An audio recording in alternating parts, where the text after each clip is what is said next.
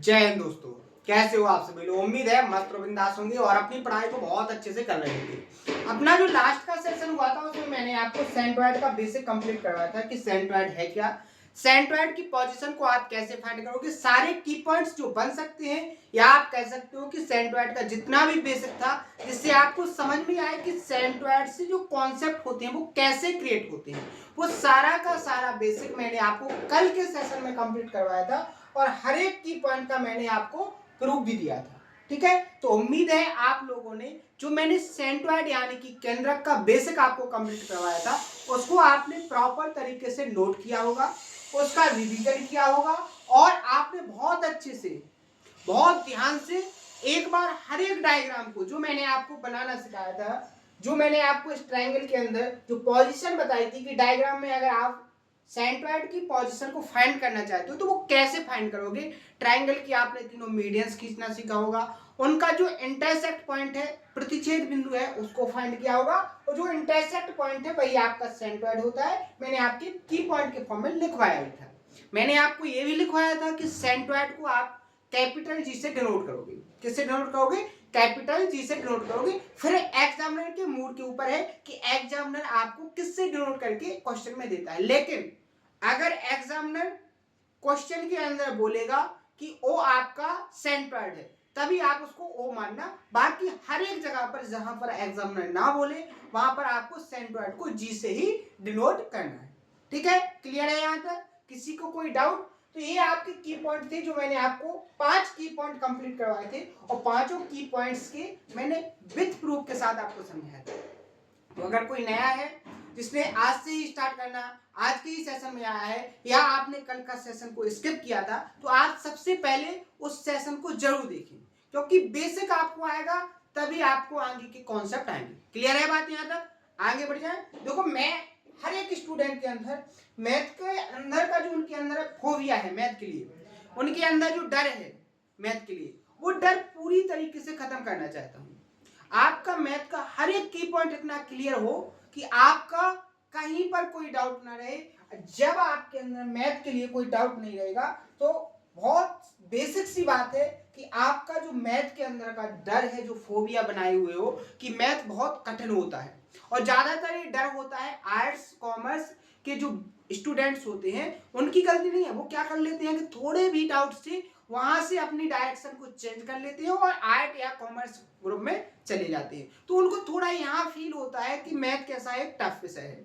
लेकिन आपको पता होगा कि आप कोई भी कॉम्पिटिटिव एग्जाम दो, हर एक कॉम्पिटिटिव एग्जाम के लिए आपको मैथ का आना बहुत ही इंपॉर्टेंट है। बिना मैथ के आप किसी भी एग्जाम में फाइनल सिलेक्शन नहीं ले सकते हो। तो ये आपकी कह सकते हो ये मजबूरी भी है, और आप अगर इसको अच्छे से लेके चलो, पॉजिटिव डायरेक्शन में लेके चलो, तो आपका ये एक प्रकार से आपका एक बेनिफिट भी है कि मैथ में अगर आपको कॉन्सेप्ट आ जाएगा तो आपके उस कॉन्सेप्ट से रिलेटेड अगर एग्जामिनर क्वेश्चन को क्रिएट करेगा तो आप सीधे तौर पर उसको सॉल्व कर लोगे और जितने नंबर आपको मिलेंगे पूरे के पूरे नंबर आपको दिए जाएंगे। ये आपका बहुत ही इंपॉर्टेंट पार्ट है।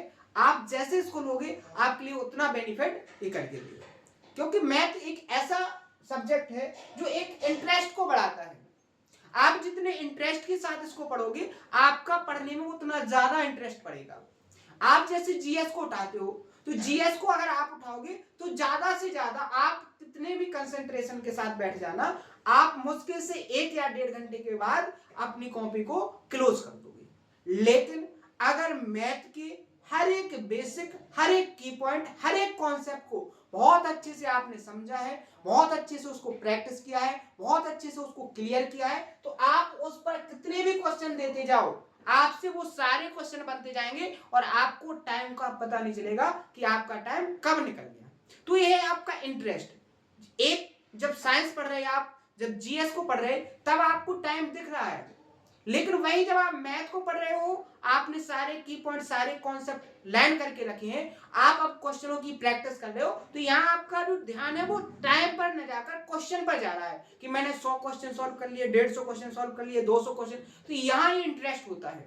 तो इंटरेस्ट ही बढ़ाना है अपन को हर एक सब्जेक्ट में। तो यहाँ मैथ से आप स्टार्ट कीजिए, आपका मैथ के अंदर इंटरेस्ट हो जाएगा, हर एक सब्जेक्ट के अंदर आपका इंटरेस्ट आ जाएगा। ठीक है, तो आइए स्टार्ट करते हैं। मैंने आपको 5 की पॉइंट लिखवाए थे, पांचों का प्रूफ भी दे दिया था। अब यहां से नेक्स्ट की पॉइंट लिखना है, तो आप सबसे पहले हेडिंग बना लीजिए, क्या, triangle medians,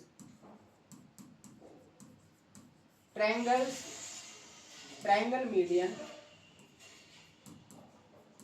always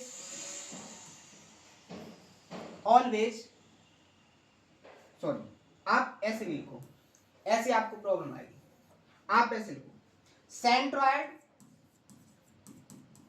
centroid always divided median into 2:1। क्या लिखा है आपने कि जो ट्रायंगल की मीडियंस होती हैं वो सेंट्रॉयड उस मीडियन को 2:1 में डिवाइड करता है। हिंदी वाले लिखेंगे कि केंद्रक माध्यिका को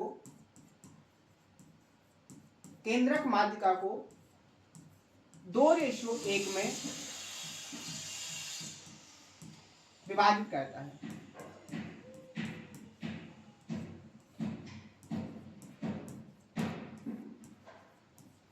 ये आपका हेडिंग बन गया कि आपका जो सेंट्रॉयड है वो ट्रायंगल की मीडियन को 2:1 में डिवाइड करता है। अब वो कैसे करता है, क्या कॉन्सेप्ट है, कैसे आपको फाइंड होगा कि हाँ ये 2:1 में डिवाइड करता है, तो उसके लिए देखो मैं बिल्कुल पूरी क्लियरिटी के साथ में आपको समझाने की कोशिश करूंगा।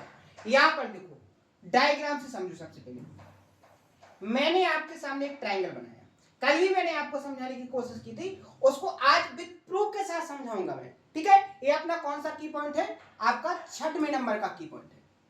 यहां आपका ट्रायंगल हो गया ए बी सी, एबीसी आपका क्या हो गया, यहां पर एक ट्रायंगल। अब मीडियन क्या होती है, बाइटेक्स से अपोजिट साइड पर इस प्रकार से एक लाइन खींची जाएगी, वो अपोजिट साइड को 2 इक्वल पार्ट में डिवाइड कर दे। जैसे आप बाइटेक्स ए से उसकी अपोजिट साइड बीसी पर लाइन खींचो, वो लाइन कैसी जाए, मान लीजिए एडी है, एडी बीसी को 2 इक्वल पार्ट, जो बीडी की लेंथ है वही डीसी की हो। क्लियर है, ये आपका कॉन्सेप्ट हो गया कि एक मीडियन है, मीडियन अपोजिट साइड को 2 इक्वल पार्ट में डिवाइड करती है। क्लियर है यहां पर। अब मैंने आपको यहां पर बताया था कि जो मीडियन होती है वो क्या करती है, उस पर क्या होता है, आपका सेंट्रॉयड होता है। तो यहां पर आप देखिए आपका ए वर्टेक्स से बीसी पर मीडियन आपका ए हो गया, वर्टेक्स बी से आप मीडियन निकालोगे ये हो जाएगा, ठीक है। ये आपका मीडियन है, जो लेंथ आपकी मान लीजिए डी ई है, ये आपका बीई है, बीई मीडियन किस पर साइड पर होगी, एसी पर। जो लेंथ एई की है वही लेंथ सी की है। क्लियर है। तीसरा जो वर्टेक्स आपका बचा है सी, इस सी वर्टेक्स से आपने ए बी साइड पर मीडियन निकाली, क्या निकाला, मीडियन, ऐसे हो जाएगा। तो ये मान लीजिए आपका एफ है, तो यहां पर जो लेंथ आपकी ए एफ की है वही लेंथ आपकी यहां पर बी एफ की है। क्लियर है। आपने तीनों मीडियंस यहां पर निकाल लिए, क्या कर लिया, तीनों मीडियंस को यहां पर आपने निकाल लिया, ठीक है। यहां देखो, अब यहां ये तीनों मीडियन का जो इंटरसेक्ट पॉइंट है, जो प्रतिच्छेद बिंदु है, यही आपका क्या है, सेंटर, केंद्र। ये जी आपका क्या है, यहां पर ये जी ही आपका क्या है, सेंट्रॉयड। हिंदी में लिखेंगे इसको केंद्र।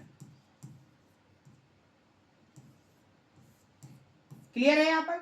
आगे बहुत ध्यान से समझना। अब मैंने आपको स्टेटमेंट क्या लिखवाया है कि जो सेंट्रॉयड होता है वो मीडियन को 2:1 में डिवाइड करता है। अब वो 2:1 कैसे होगा, कौन सा पार्ट 2 होगा, कौन सा पार्ट 1 होगा, तो आप यहां डायग्राम में देखो, ए जी आपका जी डी से कैसा है, बड़ा है, क्योंकि ए डी आपकी मीडियन है। तो आप देखोगे ए जी और जी डी, सेंट्रोइड जी ने ए डी को दो पार्ट में डिवाइड किया, कौन से, ए जी और जी डी। किसमें किया, ए जी रेशियो जी डी, ठीक है। यहां पर देखो जो ए जी रेशियो जी डी है, जी आपका सेंट्रोइड है, ये आपको दो रेशियो एक में डिवाइड करेगा। तो बेसिक सी बात है, आपको डायग्राम देखकर पता चल रहा होगा कि जो एस ई होगा, जो ए जी होगा, वो 2 यूनिट होगा। कितना होगा, 2 यूनिट होगा। और आपका जो जी डी होगा वो कितना होगा, आपका 1 यूनिट होगा। क्लियर है।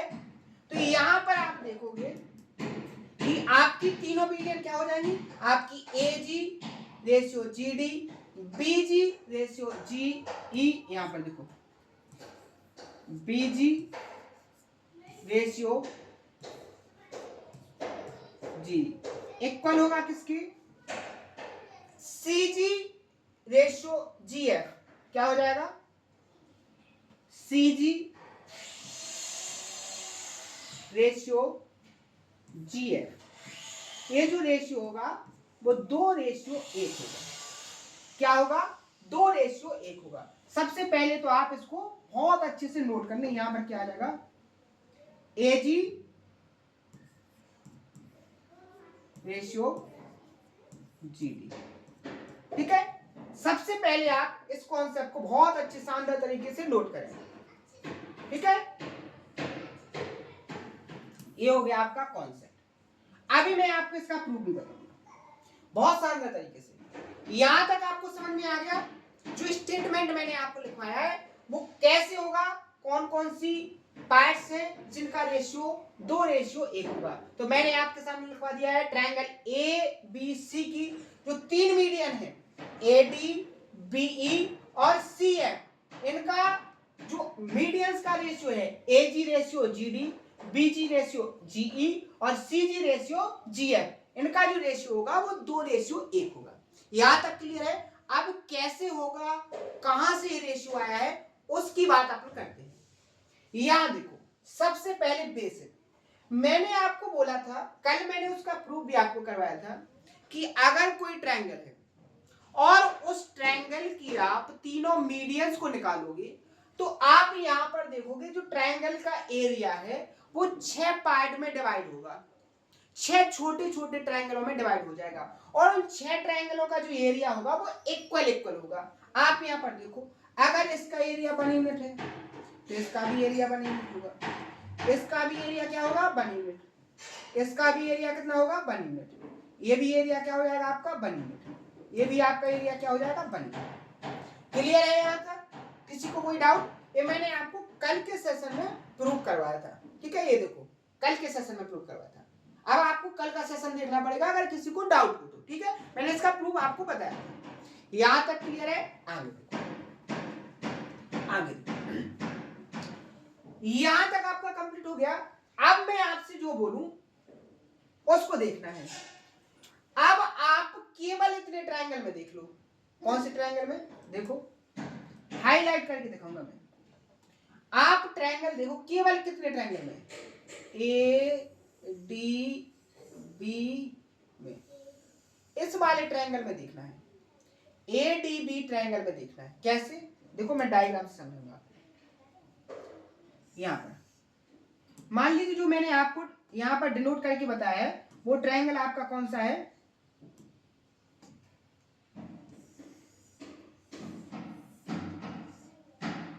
ये ट्रायंगल बन गया वो, ठीक है। ये आपका ट्रायंगल आपने यहां से उठा करके आपने यहां का ये ए डी बी ट्रायंगल उठा के यहां पर शिफ्ट कर दिया। ये हो गया आपका ए, ये हो गया आपका डी और ये हो गया आपका बी, ठीक है। यहां ये आपकी ए डी मीडियन है, मान लीजिए यहां पर ये जी है। क्लियर है, किसी को कोई डाउट? आप यहां पर देखो, आपने वर्टेक्स बी से इस सेंट्रोइड को मिलाया, आपने भी वही किया, वर्टेक्स बी से सेंट्रोइड जी को मिला दिया। क्लियर है। अब आप यहां पर देखो, ध्यान से देखना, यहां पर देखोगे जब आप यहां पर, तो देखो यहां पर जो एरिया है, यहां पर जो ट्रायंगल बना इसका एरिया कितना है, 1 यूनिट और 1 यूनिट 2 यूनिट, कितना हो गया 2 यूनिट। बहुत ध्यान से कोशिश करना समझने की, यहां जो एरिया हो गया ऊपर वाले ट्रायंगल का एरिया 2 यूनिट, कितने यूनिट 2 यूनिट। यहां देखो दूसरा ट्रायंगल, यहां देखोगे इस वाले ट्रायंगल का एरिया कितना है 1 यूनिट, इस वाले ट्रायंगल का एरिया कितना हो गया आपका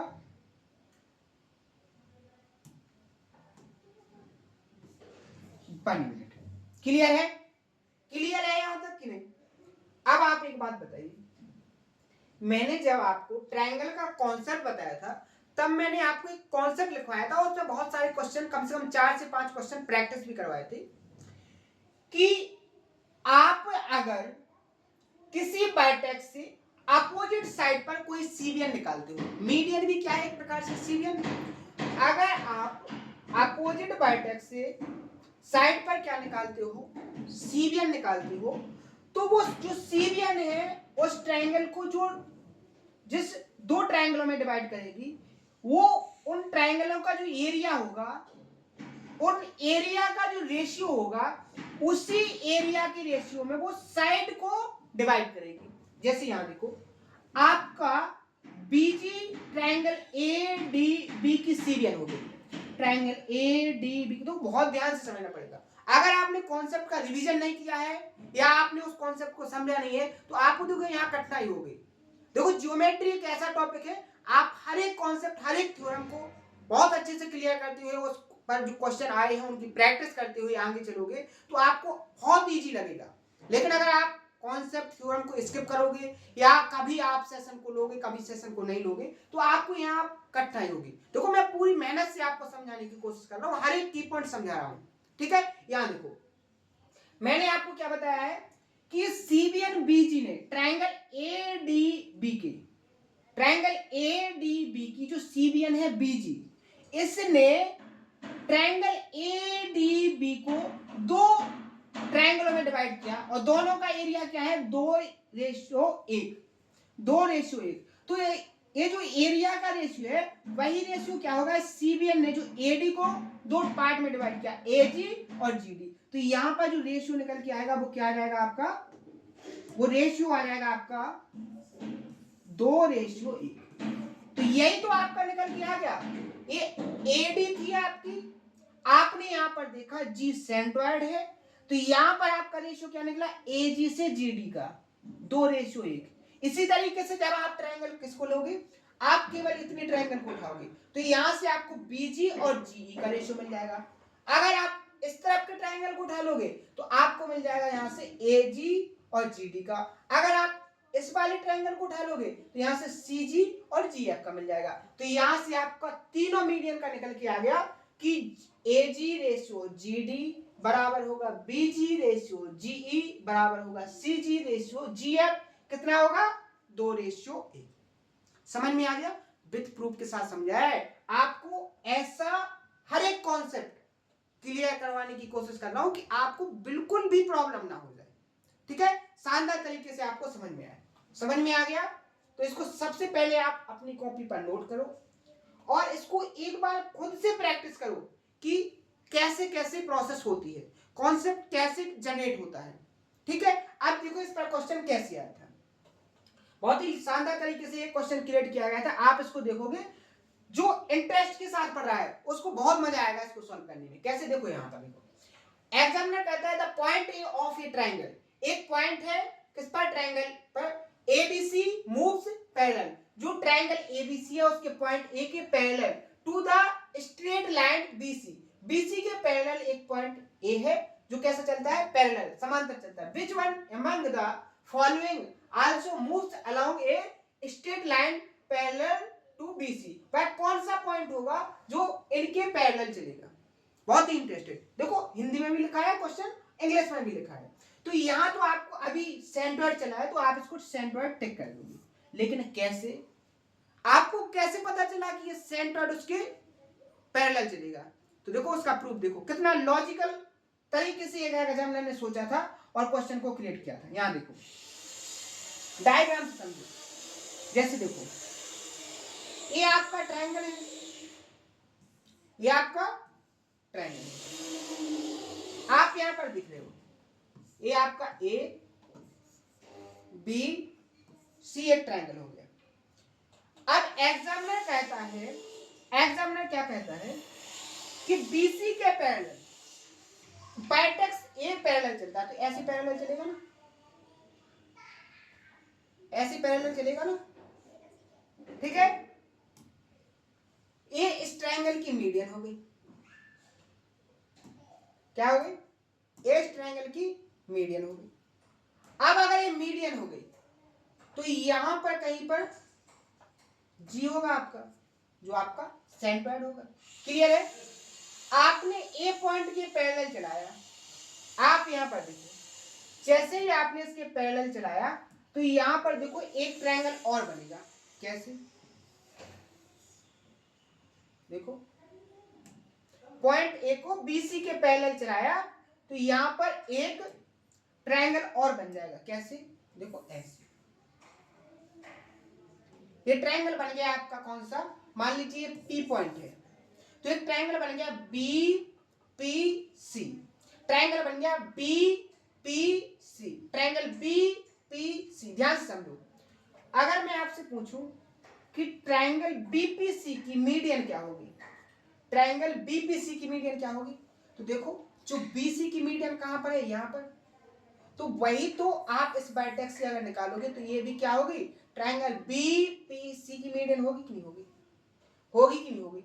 आप यहां पर देखो इसका जो सेंट्रोइड होगा वो यहां कहीं पर होगा कि नहीं होगा, क्लियर है कि नहीं। तो आप यहां पर देखो ये जो सेंट्रोइड है वो इसके पैरेलल चला है कि नहीं चला है, तो बाइटेक्स ए को जब बीसी के पैरेलल चलाया जाता है तो वो कौन सी लाइन है जो बाइटेक्स ए के पैरेलल चलती है, वो सेंट्रोइड की लाइन है, वो सेंट्रोइड है जो बाइटेक्स ए के पैरेलल चलेगा। किस कंडीशन में चलेगा, आपको पूरा आंसर मैंने समझाने की कोशिश की है, समझ में आया कि नहीं आया, क्लियर है यहां तक, किसी को कोई डाउट।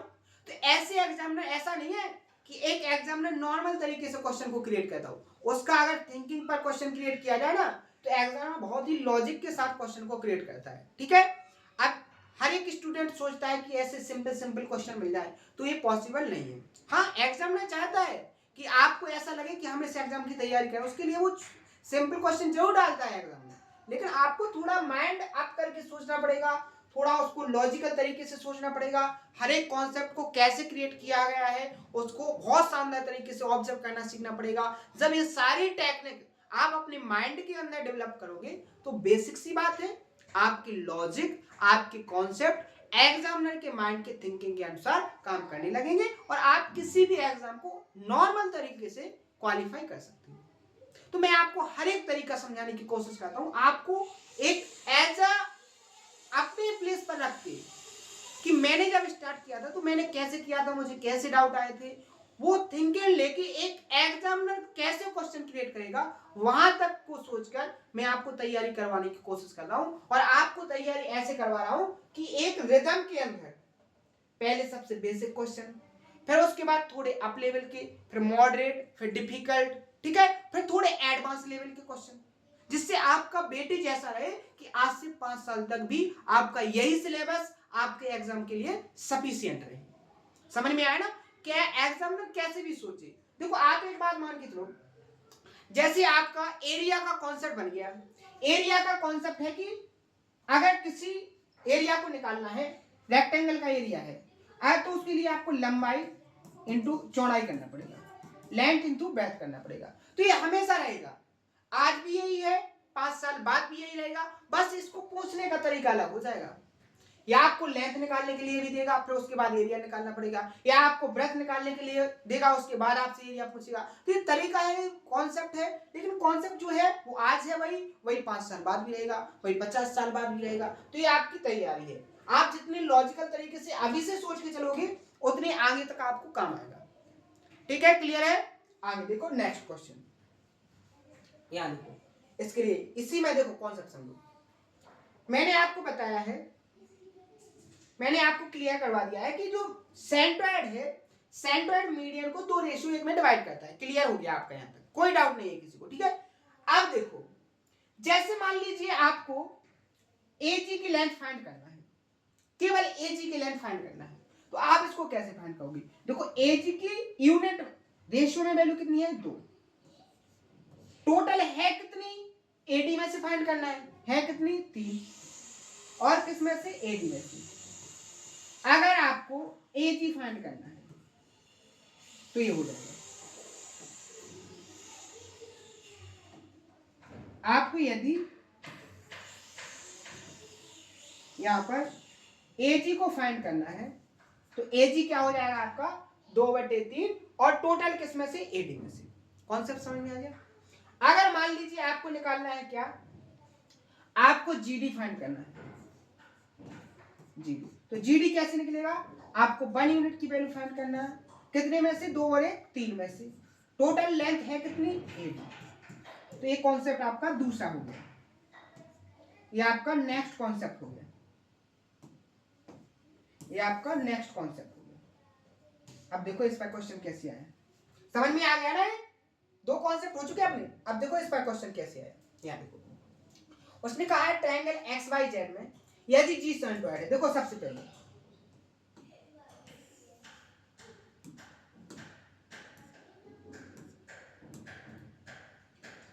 ट्रायंगल XYZ में, XYZ में जी आपका सेंट्रोइड है, सेंट्रोइड है तो वो मीडियन पर होगा, यही है ना? जी आपका यहाँ पर सेंट्रोइड हो गया, और आपका XL आपकी मीडियन है, जिसकी लंबाई 18 है। टोटल लंबाई कितनी है इसकी? यहां से लेके यहां तक की जो लेंथ है, ये जो लेंथ है वो कितनी है आपकी? 80। आपको फाइंड करना है XG की लेंथ। आपको ये वाली लेंथ फाइंड करना है, क्या होगी? आपको पता है 2:1 में डिवाइड करेगा, सेंट्रोइड है। आपको 2 यूनिट की वैल्यू फाइंड करना है, कितने में से? 3 में से। कितनी? XL की लेंथ है कितनी? 80। 3 छिक्के 18, 6 दूनी 12, यानी आपका 12 सेंटीमीटर। ऑप्शन नंबर सी यहाँ पर क्या हो जाएगा? Correct answer. समझ में आ गया? ये क्वेश्चन है। आपसे अगर GL की लेंथ पूछता तो क्या होता? 1 यूनिट की वैल्यू फाइंड करना, 3 में से। टोटल है कितनी? 18। 3 छिक 18, तो क्या आ जाता है यहाँ पर? 6। दोनों तरीकों से मैंने आपको बता दिया। क्लियर है? 2 तरीके से क्वेश्चन एग्जामिनर क्रिएट कर सकता है, और जब आप मॉक दोगे तो आपको दोनों तरीकों से क्वेश्चन मिलेगा। ठीक है? क्लियर है? नेक्स्ट क्वेश्चन, यहां देखो, यहां पर कहा गया क्वेश्चन है कि ट्रायंगल एबीसी एक समबाहु त्रिभुज है। समबाहु त्रिभुज का मतलब क्या है? इक्विलेटरल ट्रायंगल, जिसकी तीनों साइड इक्वल है। मान लीजिए आपका एक ट्रायंगल है,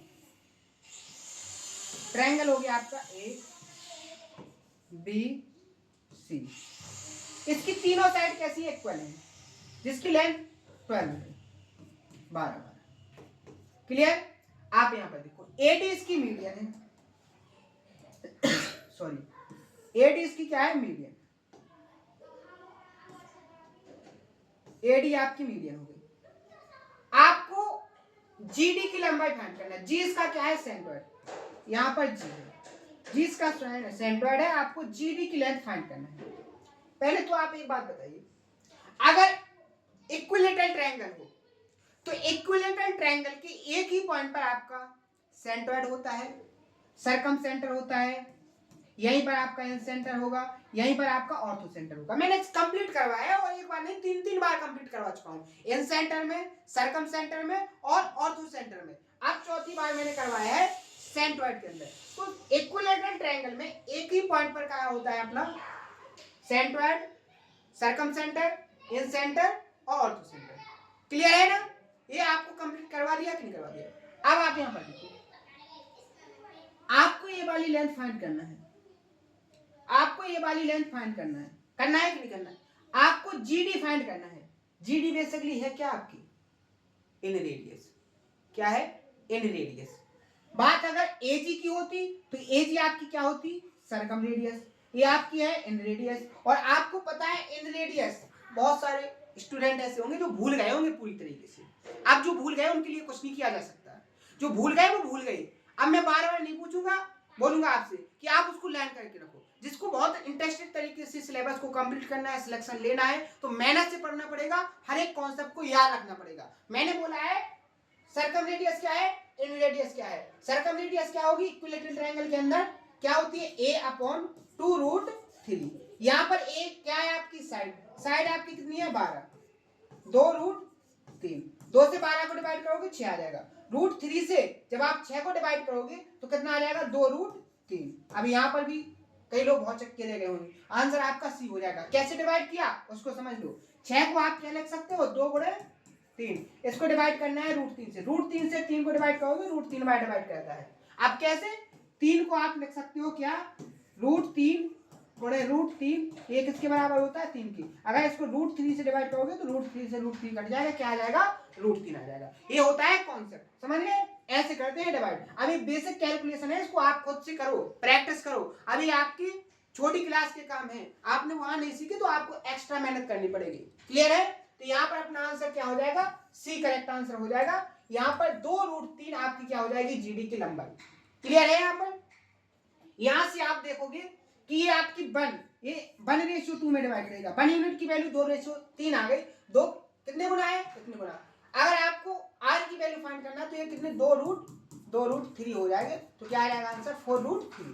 तो ये आपका r की वैल्यू हो जाएगी यहाँ पर। क्लियर है। मैंने एक कॉन्सेप्ट और बताया था आपको, r और स्मॉल r का जो रेशियो होता है वो 2:1 होता है।